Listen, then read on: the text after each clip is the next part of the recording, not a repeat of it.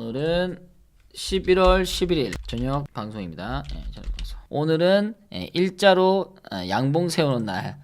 아침에 양봉 많이 나왔잖아요. 하이닉스는 대단합니다. 대단한 힘을 냈고요. 그 다음에 삼성전자, 삼성전자도 힘있게 나왔습니다. 그래서 소부장에 있는 종목들도 같이 움직이고 있는 과정인데, 이제 문제는 이거예요. 전부 다 삼성전자, 하이닉스, HBM, GPU에 납품한다 라는 것들이 이제 알려지면서 너나 나나 할 것 없이 전부 다 아주 그냥 가지야를 외칠 수 있는 부분인데, 오늘 기사가 뭐가 나왔냐면은 지금 주식 안 하면 거지 된다. 포모의 비투 개미가 급증했다. 전부 다 돈 들고 나오는 부분인데, 요런 것 기사는 좀 좋진 않죠. 비투가 증가하고 있는 부분이기 때문에 개별적인 종목에서 신용 규모가 많이 올라오는 애들, 이런 애들은 단기간 따라가는 것은 조금 금물입니다. 왜냐면 지금 25조 8천억이에요. 사상 최대 신용이란 말이지. 물론 그만큼 시장이 많이 달라졌고 좀 커진 거는 사실입니다. 그리고 외국인들이 점차적으로 진입을 하고 더 많이 상승 부분들을 만든 것도 사실이긴 하지만, 이런 기사를 무시하면 안 된다. 개인 투자자의 움직임들이, 특히나 비투들이 온다면은 인기 있는 것들은 단기간에 뭐 조방원 같은 경우에는 인기가 좀 탔기 때문에 거기에 달라붙는 투자자들을 조금은 떨구겠네 라는 생각을 할 필요가 있다. 그 다음에 우리가 바란 거 배당세율을 완화를 하겠다.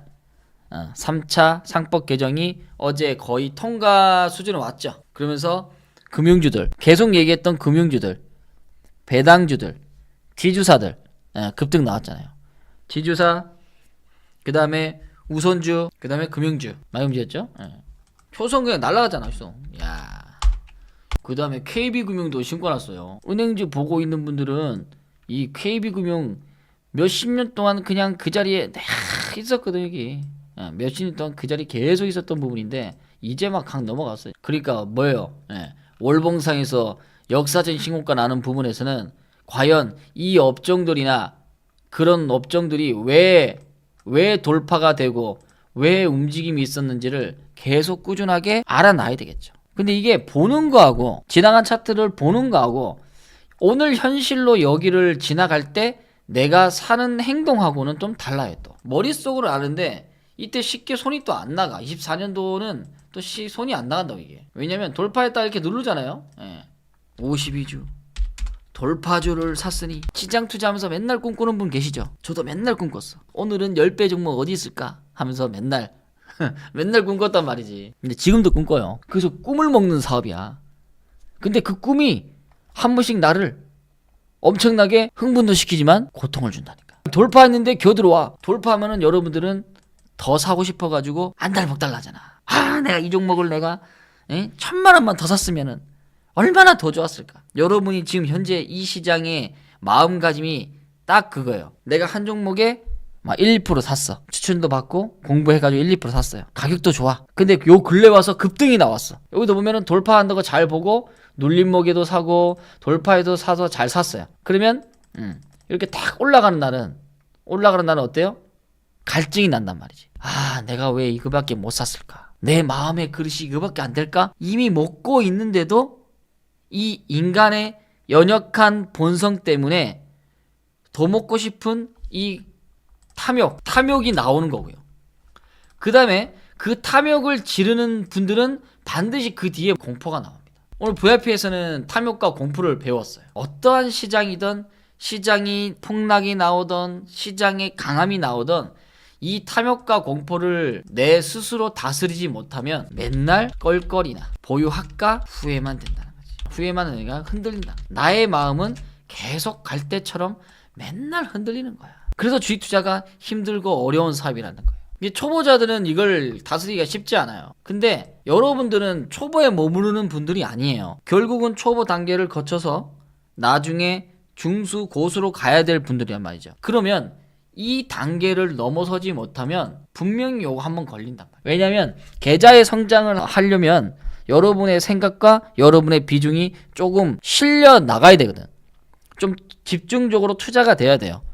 그러면서 계좌가 퀀텀 점프를 하는 부분인데, 그때 여러분들이 이제 성장이 뭐냐면 내가 봤던 기업들이 이제 정상적으로 시장에 반영이 되고 거기서 내가 좀 더 비중을 좀 더 강하게 가져갈 수 있고 거기서 느끼는 어떤 성취감이 여러분 뇌와 마음속에 이 박히려면은 그 오랫동안 갖고 있으려면은 내가 갖고 있는 그릇이 좀 커져야 돼. 경험이 많이 쌓여야 된단 말이야. 이렇게 흔드는 자리들도 버틸 수 있는 힘도 있어야 되고 그리고 올라가는 것도 참을 수 있어야 돼. 처음에는 투자 금액이 작을 때는 수익의 100만원 200만원도 커 보입니다. 근데 나중에 좀 지나가면 1000만원 2천만원도 수익 나요. 그래서 또 더 가면 또 1억 2억도 수익 나요. 처음에 초보 때 한 계좌 1억 계좌 보고 야, 한 종목에 1억씩 수익 나네, 대박이다 했던 부분인데 그게 시간이 지나서 진짜로 내가 행했을 때 그 과정들에서는 많은 아픔과 또 힘듦과 어려움이 있겠죠. 그 전부 다 걸리는 게 전부 다 탐욕과 공포지만 이걸 다스리지 못하면 이 비중에서 많이 흔들려 버려요. 다른 사람들은 그 얘기 할 거예요. 야, 이번 장에 반도체는 어쩌고 저쩌고 조선은 어쩌고 저쩌고 업황만 설명 많이 할 거예요. 요즘 그런 업황 설명들은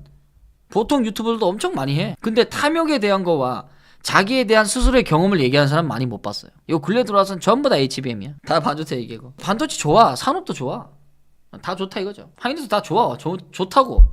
얼만큼 살 건데. 얼만큼 사고 얼만큼 버티고 얼만큼 끌고 갈 수 있는데 내가 이 기업보다 확실하게 더 잘하는 사업 부분들 내가 좀 더 장기 보유하면서 바닥권부터 꾸준하게 샀던 기업들을 갖고 있다면 반도체 없다고 포모 현상을 겪을 필요가 없다는 겁니다. 특히나 조선주 비중 많으신 분들은 부러울 게 뭐가 있나. 지금까지 계속 주도주가 중공업인데 계속 꾸준히 끌고 가는 거죠. 다만 뭐 어떤 사업이라도 산업이라도 이 단기간 이뻐지면은 요거 받을 각오를 해야 다음 단계 레벨업 한다는 거죠. 그게 싫은 분들은 여기서 꺾일 때는 조금은 이익을 좀 취해야 돼요. 근데 여기서 많은 분들이 실질적으로 장기 투자를 하려고 해보니 지금 이 주가가 이 흔드는 이 주가의 흐름이 너무나 나에게는 고통스럽더라라는 얘기 분들도 있더란 말이죠. 나는 어떤 투자 스타일인가? 나의 투자 스타일을 찾아야 돼요. 그래야 여러분들이 오래 갈 수 있어. 남이 하라고 해서 그냥 장기 투자가 맞아 해서 장기 투자하는 게 아닙니다. 장기 투자를 해야 될 종목군들이 있죠. 뭐 KBO 이런 것들은 뭐 장기 투자 해야 되겠지. 그리고 기본적으로 배당 성향을 갖고 있는 친구들. 배당 성향들.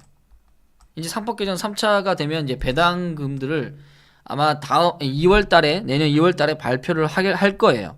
그래서 25년도보다 26년도가 더 배당금이 많이 받을 수밖에 없다. 그러니까 24년도보다 25년도가 받는다는 거죠. 결과 부분에서는 점차 증가한다는 거죠. 오늘 기사예요. 대통령이 개인 주식 장기 투자에게는 세제 혜택 등 강화를 하라고 직접 지시합니다. 지금까지 우리나라 대통령이 주식시장에 직접 개입해서 장기 투자자에 대한 어떤 세제 혜택 얘기한 사람은 없었어요. 그러니까 제가 얘기하고 싶은 건 뭐냐, 이 사람 좋아해서는 아니라 정부가 증시에 대한 부양을 하기 위해서 노력을 한다는 겁니다. 그럼 우리는 주식 투자자잖아요. 최소한의 주식 투자자는 이번 정권 어떻게? 에 대한 내용들은 받아들이라는 거지. 직접 얘기해줘, 맞죠? 예전에는 기말 배당을 했던 기업들이 이제는 조금씩 분기 배당으로 바뀌고 있는 추세입니다. 분기 배당은 1분기 끝날 때 배당, 2분기 끝날 때 배당, 3분기 끝날 때 배당, 4분기 끝날 때 배당, 이게 배당 나온다고. 요 근래 들어와서 배당금 여러분 계좌에 몇 개 들어왔을 거예요. 3분기 끝났으니까. 분기 배당이 좀 이제 팔려고 마음 먹었는데 야, 이 다음 달에 배당 나오잖아. 장기 보유하지 뭐. 장기 보유를 할 수 있게끔 투자자, 기업이 투자자를 끌고 가는 현상이 나오는 겁니다. 지금까지는 투자자가 기업을 믿고 계속적으로 끌고 가는 부분인데 이제는 기업들이 투자자의 성향 부분들을 장기 투자를 가면서 세제 혜택까지 준다면 뭐 저거는 뭐 대통령이 얘기한 거니까 통과시키겠죠. 그러니까 상법 개정은 3차 개정은 어떻게 통과가 될 수밖에 없는 거지. 그러면 거기서 뭐예요? 첫 번째 자사주의 소각, 배당금 증가, 그 다음에 주주에 대한 환원. 지금까지 기업에 대한 부분이 많이 나면 이제 관점이 주주의 환원으로 온다는 거예요.